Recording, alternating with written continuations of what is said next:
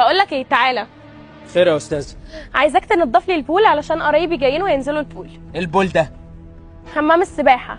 عايز انا انضفه وامسك المكنسه وكده؟ اه. حضرتك انا هنا شغال فرد امن، يعني اخري اشوف مين اللي طالع، اسجل اي عربيه داخله الباركينج، لكن انزل البول وانضفه ده تشوفي لك عامل نظافه يعني يكون محترم برضه، هو ممكن ينضفه لي. هو انت شغال هنا ليه؟ عشان اللي انا اقول لك عليه تسمعه.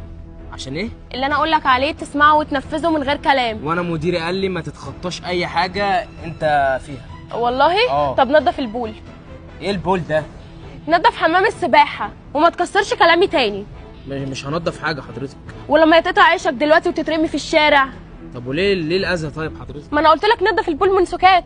ما بدل ما تقعد جنب الفيلا وتبقى قاعد على الرصيف ومش لاقي تاكل. مش عارف. تنضف البول. صوتك عالي ليه؟ بقول له نضف البول مش راضي ينضفه، بيكسر كلامي وبيعدل عليا ويقول لي مش هعمل حاجه. بياخد مرتب ليه؟ عشان انا اخدمه ولا عشان هو يسمع الكلام اللي انا بقول له عليه؟ بس ده فرد امن. يعني ايه فرد امن؟ يعني مش تخصصه الشغلانه دي. انت ازاي تكلمي معاه كده؟ يعمل اي حاجه انا اقول له عليها، مش بياخد فلوس مقابل اللي انا بقول له عليه. فلوس ايه يا سعاده الباشا؟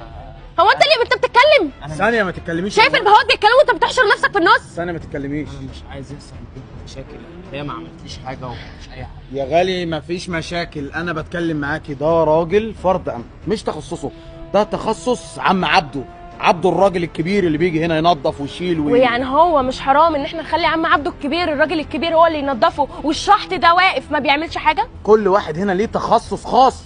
طب وعم عبده مش موجود يبقى يتصرف. وبعدين انت ما تتعامليش مع حد كده مهما وكان، ده مش تعامل. انت بتديله فلوس، هو بياخد فلوس بيشتغل بيها، مش لا مؤاخذه بتديها له ويروح يصرفها. يا استاذ قلت لك اخرس بقى يا استاذ، انا مش عايز يحصل ما بينكم مشاكل. هي ما اتكلمتش معاه ولا زعقت لي ولا عملت لي اي حاجه، هي اتكلمت معاه باحترام. بصراحه اسلوبك قرف وتعاملك مع الناس قرف وشغل زباله ووقاحه. عرفت مفيش انت حد يتعامل مع حد كده. عرفت انت بتزعلي قدام البني ادم ده؟ ازاي ما راجل زيه زي السلام عليكم. انا عم عرف. زي ما انت ما تتحركش. اتفضل انت. ايوه اتفضلي انت. انت بتمشي كلامك عليا عشانه؟ يلا من هنا.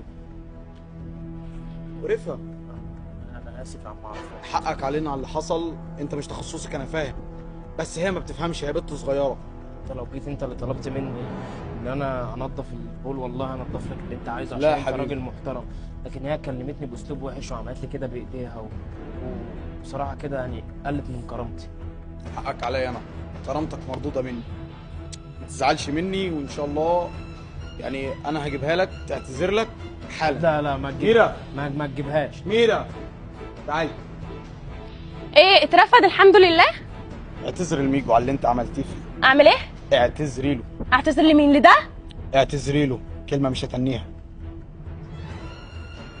ده لو اخر يوم في عمري ما اعتذرش للبني ادم ده. يلا اعتذري له وانت مطاضيه راسك في الارض من غير ما تبص في عينه. مش هيحصل. يلا اعتذري، يا اما مش هتبقي في المكان ده تاني نهائي.